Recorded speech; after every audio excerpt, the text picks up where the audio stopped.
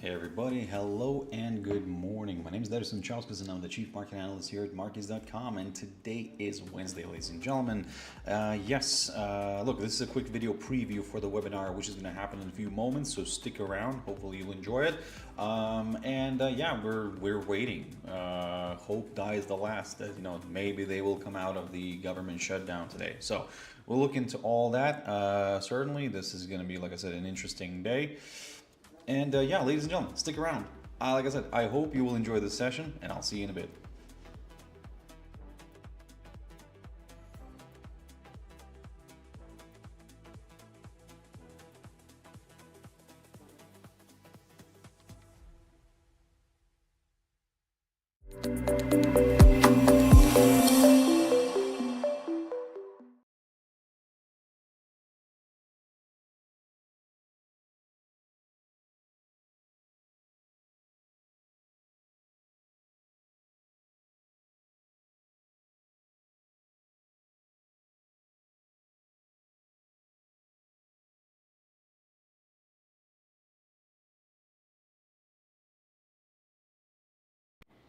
All right, ladies and gentlemen, hello. Finally, my camera and my microphone are working both, so I hope you can hear me and see me well. Ladies and gentlemen, hello, good morning. My name is Darius Anucauskas, and I'm the Chief Market Analyst here at Markets.com. And today is the 12th. The 12th of November, 2025. Yep, we're getting closer to the end of the year, and today's Wednesday. Today's the midweek review, and basically we'll see what's happening, what has happened so far on the economic data side, what's and on the political side, on the market side. So yes, about all this and a little bit more in a moment. But first, as always, let's quickly have a read through our risk disclaimer. So. The content we produce does not constitute investment advice or investment recommendation and should not be considered as such. This material should not be taken as an invitation to acquire any financial instrument or product. I'll give you a few seconds to read the rest. I'm not going to disappear anywhere. So yes. I called the session, this session today, trading on hope. Basically, kind of more relating to, are we going to get the the government out of the shutdown or not? Hope dies the last. Most likely we will get, but like I said, there's always an element of the doubt. So we always keep this little element of the doubt everywhere, and I will believe it when I'll see it. Let's put it this way. Now, also before we go any further into the charts, let's quickly have a read through our. Not the read through. We already did the read through our risk disclaimer. MarketsTalk. What am I talking? Markets.com website, ladies and gentlemen. You can check it out. But most importantly, if you go on here and learn, and you click on webinars, it will take you to the list here, and basically I'm going to be running on the 26th of November. I'm going to be running a webinar, so check this out. You can register. It is for it's the usual webinars that I do once a month at the end of the month. It's on Zoom, so basically for everybody to join in, because what we're doing, this is going to be the fourth episode. Because the first one was on MACD, RSI, then we did Bollinger Bands, and now it's going to be Fibonacci. So basically, what the whole point here of this webinar and the series of these webinars is to to do some live trading. Now, we do the live trading because we're trying to test the use in general, how useful these top indicators are, like if it's any good or not. So look, like I said, I did these these previous sessions. The MACD was great, RSI was great, and also the Bollinger Band. So now it's turn for the Fibonacci's. To basically what we're going to do, we're going to trade on just using Fibonacci's, nothing else, just to see if it actually makes any sense, if it's useful. Can we do that? And again, as I keep on saying, it's going to be traded on a demo account, because again, we would be stupid if we would straight away, when we were trying to test something out, we would, go into a live account. No, that would be a little bit kind of, you know, crazy, I would say, because again, like I said, it's a live action, live market action, but on a demo account. So we need to kind of understand, you know, if we can use it or not. Again, everything is, like I said, logical. Everything is kind of tested. Then we can do something about it. But in the beginning, let's be a little bit more careful. Ladies and gentlemen, so yes, check us out. I will drop this link in the description later on. So, or you can, like I said, or you can go on our website, go into Learn Webinars, and you can find this webinar and register for it. Ladies and gentlemen, so let's have a look at the markets. Let's have a look at the economic calendar, and certainly there are a few pieces of data coming out here and there. Now, let me just refresh this very quickly. Let's have a quick recap, actually. So on Monday, what did we have on Monday? We didn't really have much, to be honest. Australia sent us some building permits, which came out as forecasted, but is a good forecast. Then on Tuesday, what we had yesterday, Australia, Westpac consumer confidence. This is what came out. U.S. had a bit of a different day, but it was celebrating Veterans Day, but still the markets were open. Then we had the UK unemployment rate. Now this is quite important because look, what I said to you before, that if this number here starts jumping higher and it comes out, let's say, you know, now it's like entering a new range, you know, like new if it was before like between 3 and 4, now we're like before 4 and 5, and or maybe actually we can say the other way around, before 4 and 5 and now between 5 and 6.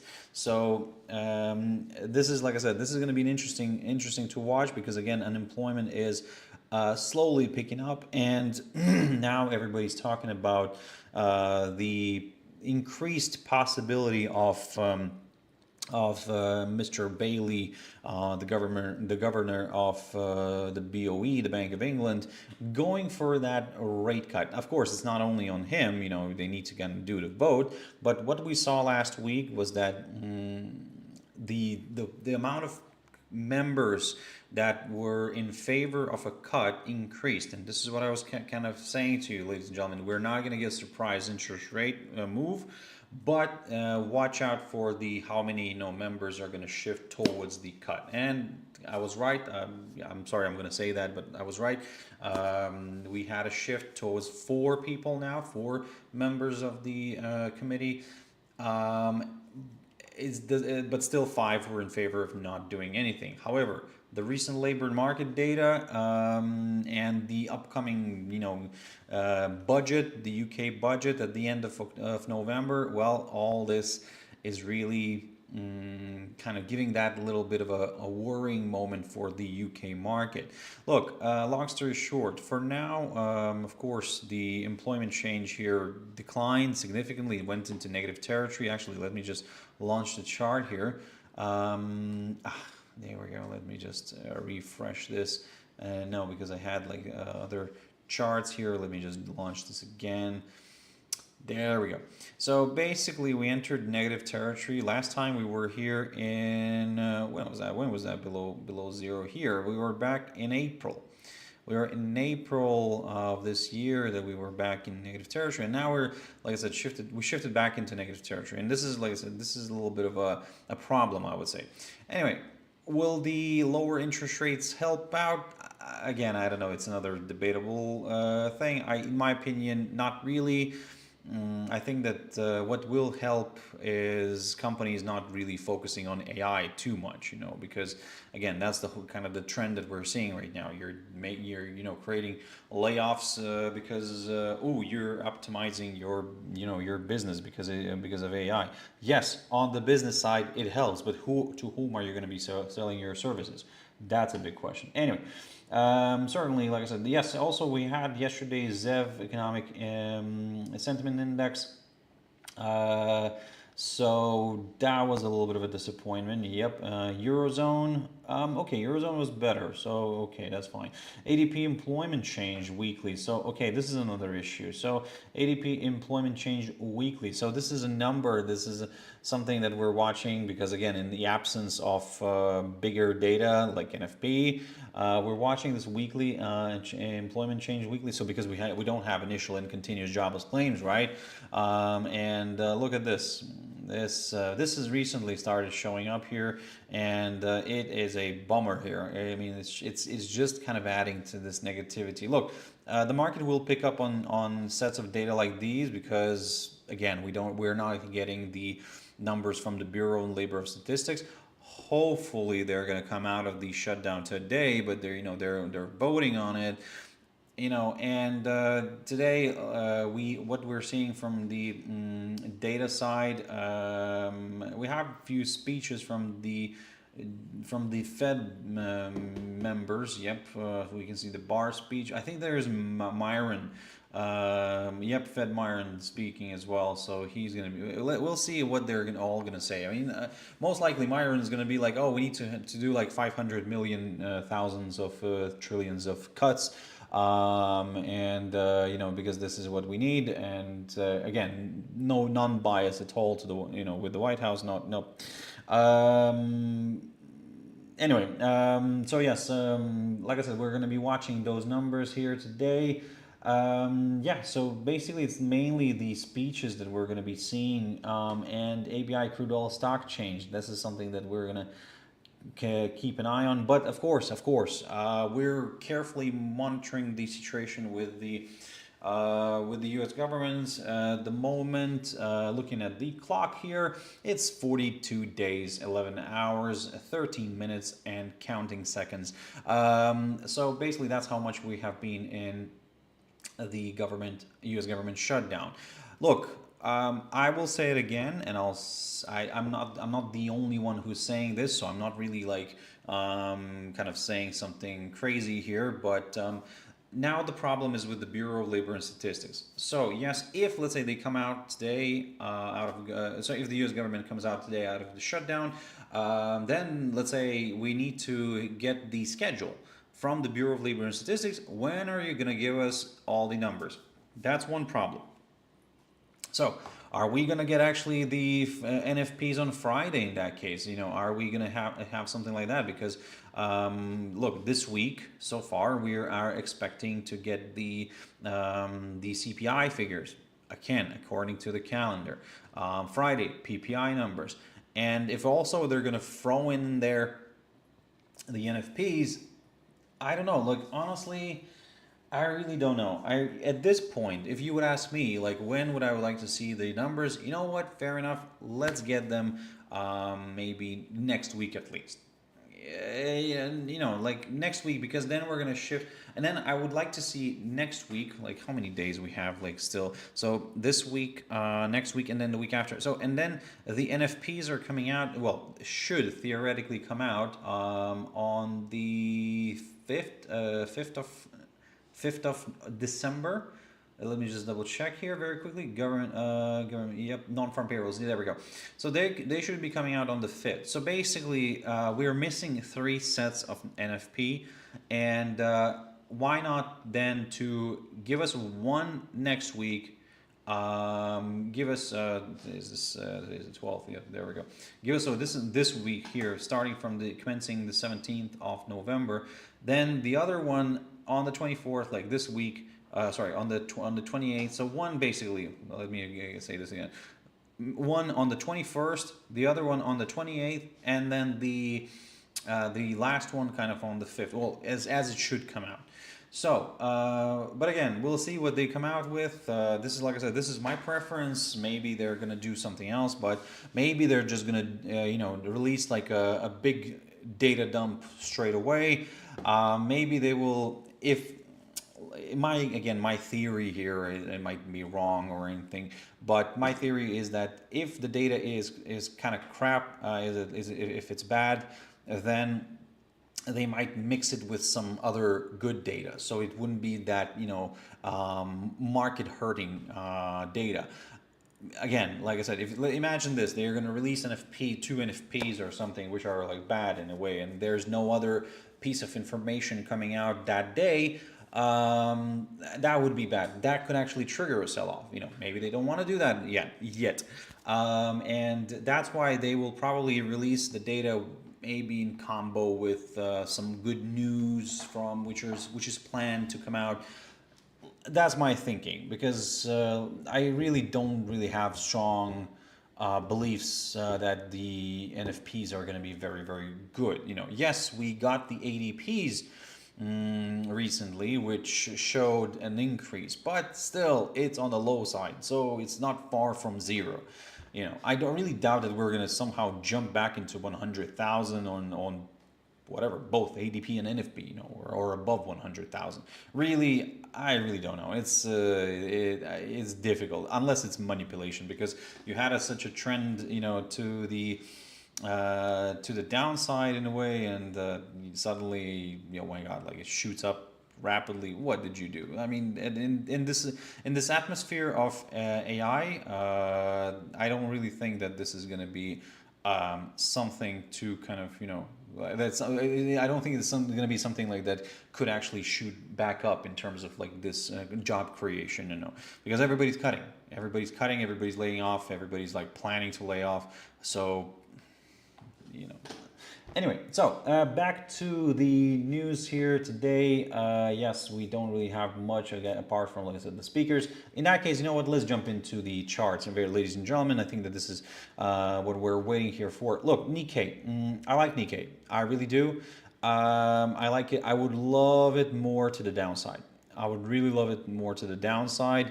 But hey, look, previously I said this way: as long as we stay above this 20-day SMA here on the within the Bollinger Bands, I will continue targeting the upside. And I'm kind of still am, but I would prefer to wait for a pop above the 51,400 kind of 13 zone. This is a good area of resistance here. So if you do clear this area, wonderful. I'm going to go towards the 52,636, and then we'll take it from there. For the downside, I would actually prefer maybe actually, you know what? Yeah, I think previously I had this 49,640, but at this point, what I'm going to do is I'm going to keep an eye on the 20-day SMA. So wherever it's going to be, I'm going to keep an eye on that one. If we drop below that, I'm going to lean towards the downside, to be honest, because so far it has been a good support zone. So if it gets broken, like I said, wherever it's going to be, it doesn't matter on the level. Because I'm trying to find good areas here. Maybe this one, 50,594, could be. Yep, interesting. We had like support here, resistance, support. So actually, it's becoming quite an interesting level. So hey, why not to consider that as well? But again, my priority still would be the drop and the close of a body of the daily candle below this 20-day SMA. Shanghai Composite, very quickly on this one. Shanghai Composite, China is holding on. Actually, it's holding near this 4,000 zone, and the big question for me is like, can we actually push and stay above it?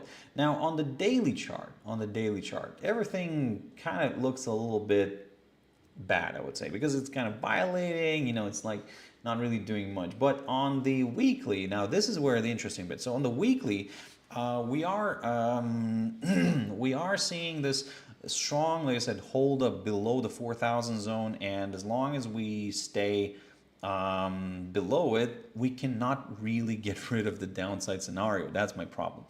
If we do push on the weekly here above this 4,000 and we stay above it, look, I'll go higher, I will go to the upside, and then that's great. So, long story short, ladies and gentlemen, what I would like to see here. Now, what I would like to see here is, like I said, a clearance of that 4,000, and then I'll go to the upside. But if we struggle, I'm kind of considering the downside scenario. Look, yeah, like this is like I said, I'm watching this chart on the weekly side, and from the weekly candle perspective. Let's see how this is going to play out. Oh, by the way, if you haven't noticed, I'm no longer in heaven anymore. No longer the light is dropping on my screen. Well, because I kind of managed to close the sun there. But hey, Hopefully you can see me in a better lighting. Look, let's jump into the U.S. markets. Look at this. Look at this. Yesterday, I mean, boom to the upside. Boom to the upside. Dow was the big winner. 1.18% gain. Look at this, a spectacular movement. We are approaching this 48,040 zone, and to be honest, let me just check where we are at right now. I think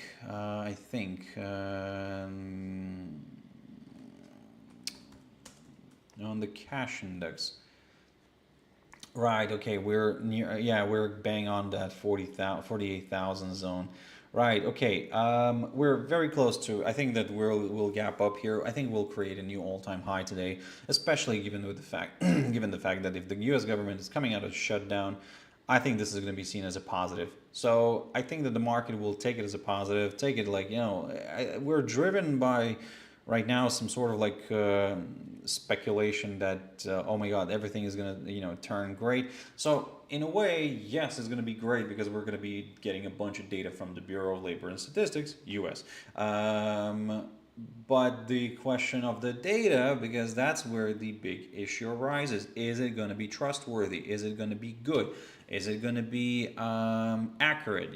Because there's a lot of they do a lot of surveys, and those surveys go into these numbers. When you're kind of not, and those surveys are actually also kind of face facing, so you're actually gathering data when you're asking businesses, people, and you're kind of this is how you build up the statistics.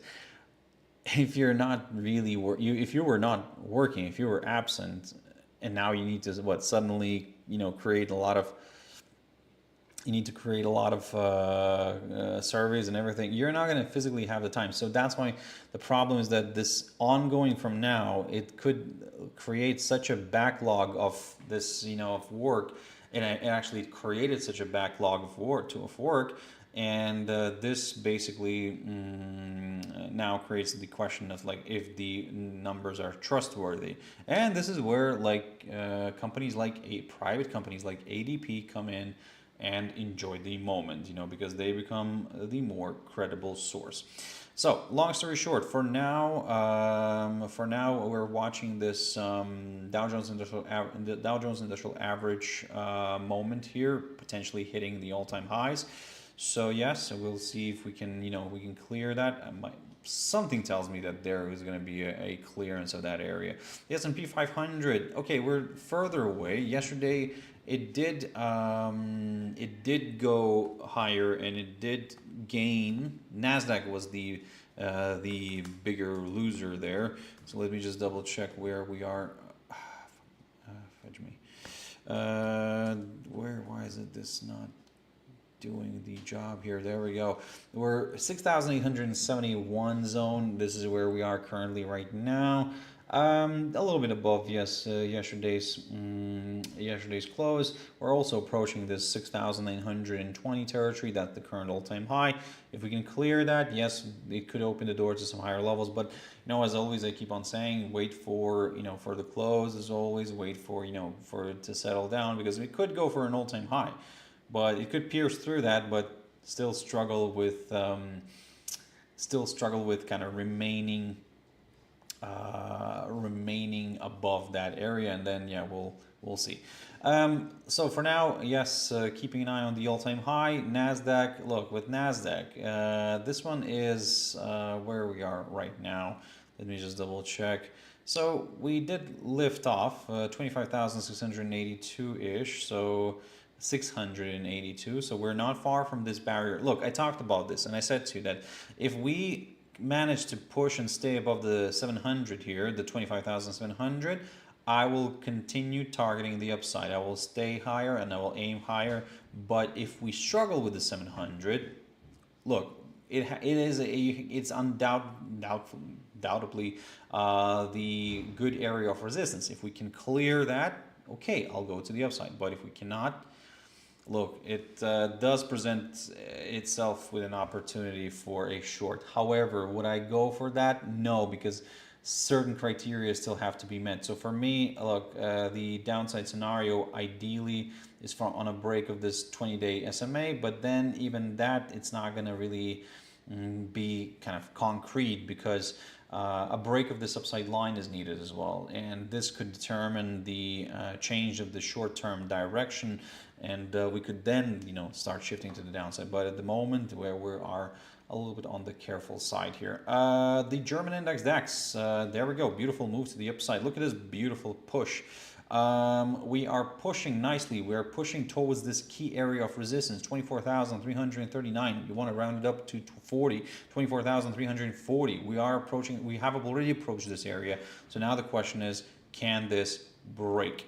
Can this break? Like I said, if we do break this, then yes, more buyers could join in. Look, this worked out nicely. This idea, I talked about it. I said if we do remain above the, this was on Monday, I said if you do remain above the 100-day EMA shown as the blue line, then yes, I'm going to lean towards the upside, and I'm going to aim for this downside line. Test, there we go. We beautifully tested that. Now we broke it, and now the question is, can we break this barrier right here? Let me just put it here, right here. So if we can break this 24,340 zone, yep, I'm going to lean towards the upside. The FTSE 100.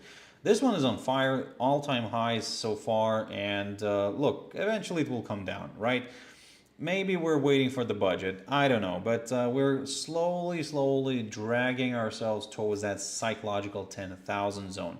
We're not far from that, and I think that this is going to be a good area of possible resistance, very psychological. I mean, 10,000, right? I mean, it's like a beautiful number. We have never been here before. So the FTSE 100, like I said, it's moving nicely here in an upwards trajectory, but this hyperbolic move, to be honest, as always, I will say the same thing. Whatever comes up must come down. So you need to be very careful. We don't know when, but whenever something is like this parabolic, yeah, it's not a it's not a good sign in a way. I mean, if you're catching the moment, then yes, then that's wonderful. That's great. But I have nothing else to add in a way in this one. It's like we've been here, we've done that. Let's see when. I'm not going to even say that if, I'm going to say when we're going to reverse back down. Let's jump into DXY very quickly. DXY, dollar index, let's jump into a daily. There we go. This is what I was talking about yesterday. This is what I was talking about this in my morning note here. By the way, you can subscribe to that. And I was talking about this. We send them out to our clients. Basically, I was saying that look, this is the upside line that I'm watching. If we're going to get a hold up here, maybe we could see a rebound back up. If you're not really comfortable with this upside line scenario, then you could keep an eye on the 200-day EMAs and just kind of wait for a breakthrough that one. If we can get that move, amazing. More buyers could join in. If we're looking at some lower areas, a drop below the 20-day SMA would be required. If we can get that move, great. I will consider a move lower. That's it. So this upside line, if we do break it, yep, I'm going to slowly shift my attention to the downside, but I'll get more comfortable with the downside if we do drop below the 20-day SMA. By the way, a quick glance at the VIX. On last Friday, we rallied here. Look at this. I mean, we pushed strongly to the upside. Now we're drifting lower, and I think that there could be some more path to the downside. We dropped below all my EMAs on the daily chart here. And normally, you should not look at at the VIX this way from the kind of the technical perspective, but again, occasionally, just for fun, we can look at these EMAs. Let's jump into the Forex world, ladies and gentlemen. Pushing above the 0.6520 zone. There we go. But what's more interesting is that this area held the upside support line, or maybe the I don't want to say call it a triangle, actually. No, it's more of this upside support line taken from the low of the 24th of April. And yes, we rebounded from it. We're now pushing back up. And what I said to you recently, that if we do push and stay above the 0.6520, I'm leaning towards the upside. Some of you might keep an eye on this little downside line right here, which could be that first little obstacle on the way higher. But yeah, let's not rush into conclusions yet. Okay, so let's go. Maybe it's gonna be a little pit stop before another possible push higher. So, but for now, let's just aim for this downside line. AUDNZD. Now this is interesting. For me right now, this smells like a possible reversal signal. Look, 1.1589. That's what we need to overcome. Okay, actually, I would say 1.1590. That's what we need to overcome. The 1.1590. If we overcome that and we stay above it, I'll go higher. But if we don't, this is where, like I said, this is my scenario. Then this becomes my main scenario for now. Let's see if this is going to work. But like I said, yes, if we do clear the 1.1590 zone, then yeah, a forthcoming higher high will be confirmed, and we can then potentially get a little bit more comfortable with the upside. But again, like I said, for now, what I'm seeing here, yesterday we had a big decline after failing to reach the current highest point of November. So maybe a little bit of a retracement, maybe. Would be nice. AUDCHF, just a quick glance. I just wanted to have a look myself, but this one needs a clearance of this territory here ish, around this 0.50, actually 53. I would say, you know, this is the whole zone that the market would need to clear, and then we will get a little bit more excited with the upside. For now, I'm watching this carefully, so let's not rush into conclusions, but certainly it could become an interesting one if we do clear the 0.53 territory. AUDJPY, there we go. We're clearing the 101 zone, and yeah, this is, let's see if we can stay. Let's see if we can stay above that 101 zone, because we have been in this situation before where we clear, but then we fail. So yes, that's why let's not overcomplicate our lives, and let's wait for actually the thing to happen, you know, to wait for the, like I said, the daily candle staying above that. Oh, I can see my camera froze, ladies and gentlemen. Why is no one saying to me anything? My camera has froze, and let me just unfreeze myself. I'm wondering at what point did I freeze here. There we go. I'm back in the game here. Look at this. So yeah, like I said, the camera stopped working, but yeah, hopefully now you can see me and hear me. Well, actually, you could probably hear me, but you couldn't see me. You can see me scratching my face here. Look, going back to the Forex world here, a EURUSD, let's have a quick glance. What's happening here? Okay, we pushed back above the 1.1542, so that's in a way a good sign for the bulls, but we're getting a hold up below the 20-day SMA. So look, I mean, what can I say here? I will remove this as long as we stay above the 1.1542. My next target is the downside line. And then we'll just kind of take it from there. If we break the downside line, at the same time we could climb above the 50-day EMA here. If we do climb above the 50-day EMA, we will be placed above all my EMAs on the daily chart, and that could be seen as a positive sign. EURUSD, what's happening here? Big decline, a good hold up near this downside line. Interesting. So we're falling back below the 0.9255 here. Okay, look, my key support zone is right here. You can see this 0.9224, 11 ish zone. I mean, this is quite a critical area of support, to be honest. We're very close to it. The fact that we're falling like this, it's kind of showing the strength of the Swiss franc against the euro, and in general the Swiss franc is kind of maybe picking up buying interest.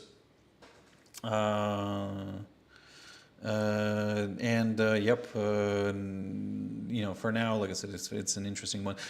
Mike, VSOL C is going to dip hard, but more like likely at the end of NY session. Look, your comment just came through right now, so I'm first of all, thank you very much for the comment. Really appreciate it, because that's the whole point of the show. Honestly, we kind of need to interact here, and we need to kind of discuss things, you know, discuss the market. AUDJPY, thank you very much, because again, like I said, I have a delay, and maybe sometimes, you know, when I always ask people, like, if you're commenting on something, for example, you know, on a specific instrument or something, then actually mention the instrument so that I could come back to it. And you're saying you're gonna buy on a dip hard, but more likely at the end of NY session. So I'm assuming today. So look, from my side, I'm going to remain bullish on this one as long as we stay above the 101 zone. But if we do drop, for example, I'll give you an example. If we do drop below the 101 zone, and we continue, let's say throughout this whole day, we continue to trade below the 101. I don't know if I'm going to be, let's say, I would be buying. No, look, of course, you do whatever you want. You might be correct in this situation, but it's just, I'm saying that, you know, for example, what if, again, is going to just give us a false breakout, you know, because these are daily candles. Look at this. We had a good run here. We pushed through it.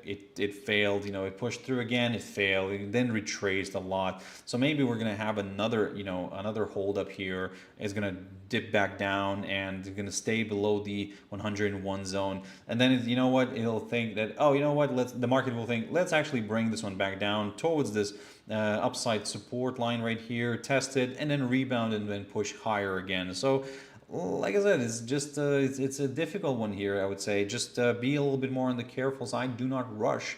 But again, you know, who am I to tell you what to do?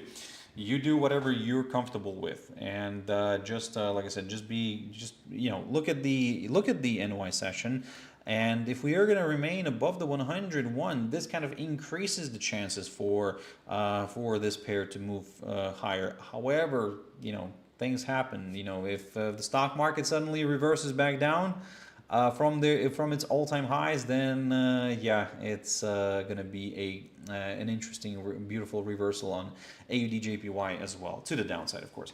So yeah, keep that in mind. But thank you very much once again for the comment. I really appreciate that. So it really does help out. This is what I encourage to everybody to do, for everybody, you know, to jump in with their comments, questions, and everything. Because actually, I would like to know if everybody who's watching right now, you know, what are you trading? What's on your mind? So yeah, coming back, no, yeah, you're for sure right about being careful. You know, it's like, you know, it's like whenever I hear that somebody's like, you know, oh, this is gonna happen, you know, like, yeah, we have a hint.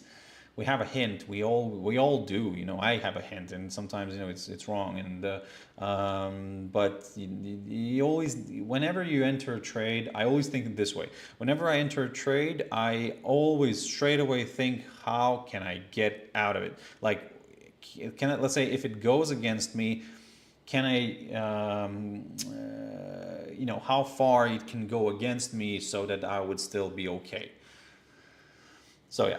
Anyway, so let's jump back into the market very quickly on EURUNZD, one of my favorite ones. So as I was talking about AUDNZD, again, this possible maybe a reversal. EURUNZD, similar story. Look at this. We had a pop, but then now we're struggling with this 2.0485 zone. Interesting. If we're going to continue to struggle, we'll continue struggling about the you know, with staying above this hurdle, then actually I'm considering a little bit of a move lower. Mike, 70% Euro USD. What do you mean 70%? 70% what? Let me know a little bit more info, please. But yeah, I mean, I would love to kind of know what you're talking about.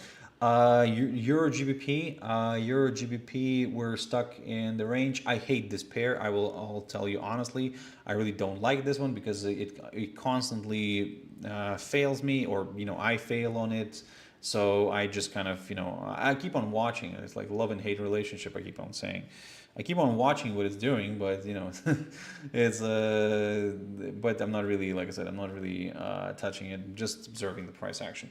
Very quickly on GBP. So GBP this week, this month will be an interesting one, and I trade for the most part USD. You trade most part of the EURUSD. Okay, yeah. Look, certainly, like I said, it's it's more popular. It has liquidity. It's like it has movement, so you can actually expect something from it. But I do like to, for example, me personally, I like to tap into everything almost. It's indices, commodities, stocks, crypto. Lately, not so much. But yeah, indices, commodities, stocks, currencies. Yes, that's what my kind of my specialty is. GBPUSD. Look at this, beautiful. Also move above this 1.3140. So there is a chance of a push higher. But okay, if we're expecting a push higher, if we, let's say, remain above this hurdle, this 1.3142 zone, and a similar story on the Euro USD, if we do continue to trade here, and let's say we're aiming for a test of this downside line, that to me means that maybe DXY could be actually falling off the cliff here. Not actually falling off the cliff, but maybe remaining below this upside line for at least a little bit. Again, let's see if that's going to be the case, but certainly if we are expecting Euro USD to shift, to continue to trade above the 1.1542 and GBP USD to continue trading above the 1.3142, then yeah, DXY could actually drift a little bit to the downside. Now, GBPJPY, looking at this one, beautiful move higher. Okay, risk on environment clearly, because again, nobody's buying the yen right now. So let's see, maybe for extra today we could see more action to the upside in the stock market.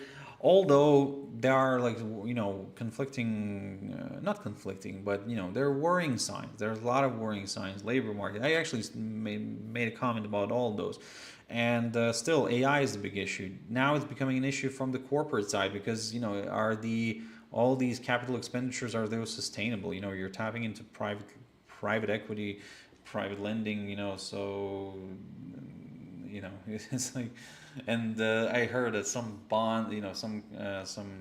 some projects are trying to be like financed with bonds and stuff. Well, actually, it's not a secret. Like you're also creating corporate bonds, trying to find funding to and for yourselves, for your AI giant.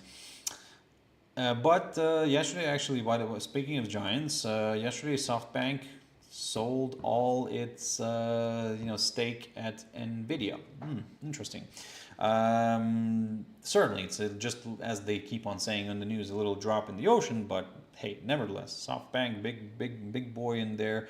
We can hear the Michael Burry last week announcing that he's selling hard Palantir. And okay, Palantir rallied and everything, but he bought a lot of puts on Palantir. We just don't know what kind of expiry is there. Like is it a very long term expiry? Most likely it is, but yeah, it's something to keep in mind, ladies and gentlemen. It's something to keep in mind. NVIDIA, for example, as well. NVIDIA yesterday sold off a little bit, not much, but hey. This is, like I said, this maybe the SoftBank story kind of added fuel onto this one. Let's go back into the currencies. USDCAD very quickly. Let's have a look at what's happening here. We're dropping lower. That's fine. I talked about this little hurdle right here, the 1.4080. I said if we do drop below it, I'm going to lean towards the downside tick. And we actually fell below the 20-day SMA, so we're approaching. This is my area of support around this 1.398676. And then we'll take it from there. I'm just gonna aim for this one first, and then we'll see what's gonna happen next. USDJPY. There we go. We are I posted yesterday this idea, and yep, there we go. It is looking quite good here. Look, for now, For now, it's trying to clear this 154.80 zone, 154.48. So if we do clear this highlighted zone here, then yes, I'm going to go further north. USDCHF drifting lower. Yep, drifted lower, testing this upside line. Basically, just a copy of DXY. Honestly, just doing whatever DXY is doing. This one's doing as well. Anyway. Long story short, for now, I am leaning a little bit more, well, I have to say I'm leaning a little bit more to the downside on this one, but let's not rush into conclusion yet, okay? Gold, let's jump into gold. Okay, gold is holding near key resistance. Basically, I talked about this on Monday. I said to you, look, ladies and gentlemen, I mean, we're popping higher, yes, great, but we're doing a little Fibonacci retracement on this drop that we had from the all-time high to the lowest point. Not the lowest point of October, because that's not the lowest point of October. Here is October still. So no, the 28th of October. So if we do draw this Fibonacci, we're retracing now 50%. So it's key area of resistance. And so far, we're struggling to push higher. That's an interesting move here, that we're struggling to push higher. Although silver, for example, silver is rallying. You know, silver is really popping higher. However, you know, looking at the monthly charts here, look, I don't want to say anything, but for now, is it going to be, let's say, going for an all-time high? Maybe, I don't know, but certainly this is looking quite, it's interesting from the bearish side, you know, because we had these historic moves here in silver. Look at these, like parabolic moves to the upside. We're having one right now. It's a matter of time. The question is like when, you know, so we're going to shift lower, but it's not going to go further and further, like just on, you know, one-way traffic. No, there will be some profit taking. With gold, like I said, gold is an interesting one right now, because I would actually expect gold to rally, but it's, you know, silver is actually taking the lead in this. Platinum, let's have a look what's happening with platinum. Platinum breaking the downside line. Ooh, okay. Looking a little bit more positive on this one. Right, okay. I have to say it this way. If we continue to trade above this downside line today, then yeah, there is a good chance of a you know, if we continue to trade above it, then yeah, it's a good chance for a push further north. But if we somehow drop and stay below this, then we'll once again have ourselves a nice little false breakout. And then I'll consider a move lower. But because let's not forget that something tells me that this could end up being a descending triangle pattern, something like that. But again, we need a confirmation. We need a confirmation drop back below this this downside line. Palladium, this one's pushing higher as well, so good stuff here, positive stuff. But you know what? I'm going to take a very conservative approach, and I'll wait for a push above the 1,486 at least. It's a good area of resistance. Then I'm going to go higher. But for now, this is just a little bit of a waiting game for me. Copper, this one's subdued, not doing much. Somewhat tells me, okay, it looks like somewhat positive, but as I'll stick to my words that I'm going to get more positive on a push above the 1026 territory. Let's jump into sugar, one of my beloved sugars. Look, I'm loving this one really much. really a lot, but I need a clearance. I need a clearance of the 14.74 territory right here. If we can get that move, amazing. You know what? I'm going to even set myself an alert actually here, you know, when we're going to be getting closer to here, to this area. Yep, this is going to be my alert here. So hopefully we can clear it. And if we do drop below the 1409, or just actually the psychological 14 zone, then great. I'm going to lean towards the downside. Soybeans, these ones are pushing higher, and I think that they will continue pushing higher because we have some good obstacles on the way higher. Like for example, this one right here, this little peak here of the 5th of July. This year, 17.80, something around there. That could be a nice good target. Let's see if we can reach that one. By the way, I haven't looked at wheat for a long time. Okay, nothing major here. Now, oil. Okay, oil, I talked about this, and I said to you, although I am bearish overall, and I'm still overall, with the overall picture, I'm still bearish, But what I said to you that in the very short run, this looks like a bullish flag. And if we do break the downside line, then we need to keep an eye on this other downside line, which is taken from the high of the 23rd of June. So we found good resistance here near the 50-day EMA as well. And if we do clear this whole area, then yes, great. I'm going to consider a move higher, but again, only in the near term. I'm not really going to get very comfortable with the upside. For now, it's just what can I say? It's just it's a good move, but can it be sustained? Now that's my problem, because in general demand is low. Yes, they agreed not to, they agreed in production cuts in going into next year, but still this year there are. So yeah, it's not that there is a lack of oil or something. There's a lack of demand in general.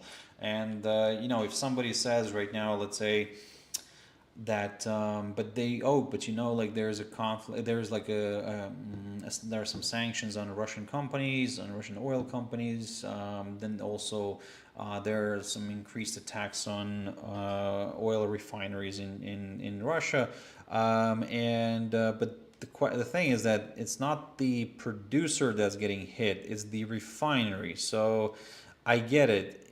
That means that maybe there's a slower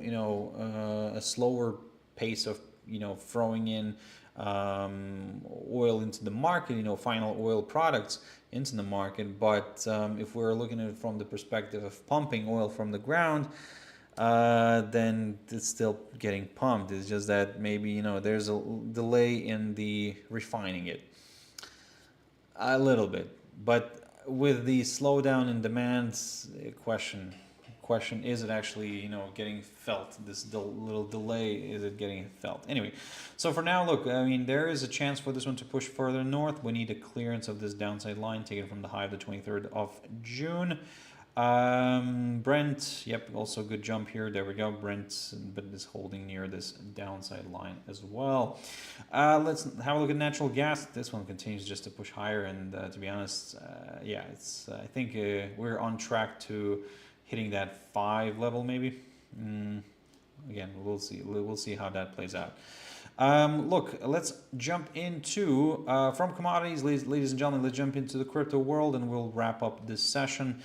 Bitcoin. So Bitcoin is a pain in the bottom here for now, but looking at this, structure here, it's a mess. And what I want to see here, actually, I would say for now, I will say this way: if we remain below these two trend lines here, I'm going to stick to the downside. But what I really want to do is I want to remove everything and have a fresh look. I think that this is a little bit overwhelming to see what's happening there on the charts. Look. If we do want to, provide a few areas of resistance, so this one has been a good area of resistance, this 107,500 zone. So lately, this has been a good area of resistance. If we do pop above it, I would say we could go to the upside, because we could also break this downside line. So maybe this could be a nice, good sign here for the upside, and then we could target some of these levels around 116,000, 17, and so on and so on. But if you're looking at some lower levels, I would say just be careful right now, because 99,000 zone is the one to watch. If we do drop below the 99,000 zone, I think that yes, it is opening the door to some lower areas. And by lower areas, maybe this is the area we could actually consider. Around here, so no, not here. Sorry, not here. Somewhere around here, this 93,650. Basically, this is where we could go. And hey, what can I say? Maybe this could be a nice, good target, So, but for now, let's not rush into things, and let's just keep an eye on this area right here. Bitcoin Cash pushing back up, but again, a clearance of this downside line is needed. So if we can get that move, wonderful. More buyers here could join in for the downside. I would like to see it drop below the 462 territory right here, and then we'll just take it from there. Ripple is pushing, well, kind of it's stuck, to be honest. I would say it's stuck. It's not really doing much, and hey, I would say I don't want to rush into conclusions yet, but I think the 200-day EMA is doing a fantastic job here in terms of resistance. So if we can get that clearance here of this 200-day EMA, we could start shifting our attention to some higher areas. Ethereum is actually a little bit more bearish than all other cryptos, and looking at this, you can see why. We were holding below the 200-day EMA, and we drifted lower. Now, if we can stay below the 3,423, then yeah, I'm going to go to the downside, ladies and gentlemen. Again, I'm going to aim for some of these levels here. I think these are good, good targets. This is the lowest point of November, the current lowest point of November, near the 3,058. In general, the psychological 3,000 zone becomes quite an interesting area to watch. Litecoin drifting back down after a good rally here. So the question is actually, can this upside momentum be sustained? If we do push back above the EMAs, all the EMAs on my daily chart here, then yes, great, more buyers could join in, but actually I would prefer to wait for a push of the 113.66 zone in order to get comfortable with the upside.